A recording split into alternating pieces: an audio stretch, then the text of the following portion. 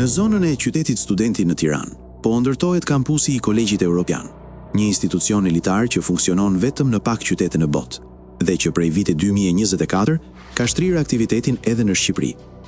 Projekti është promovuar si një hap i rëndësishëm drejt afrimit me Evropën dhe forcimit të rolit të Shqipërisë si partner strategjik, por ka ngritur shqetësime të forta mes ekspertëve dhe shoqërisë civile.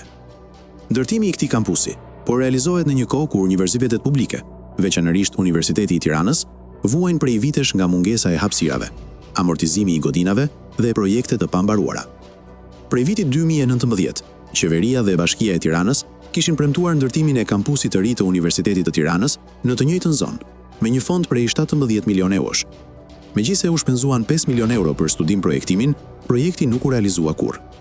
Në vend të tij, po ndërtohet kampusi i Kolegjit Evropian, po me 17 milion euro financim shtetëror për një institucion privat me rreth 100 student.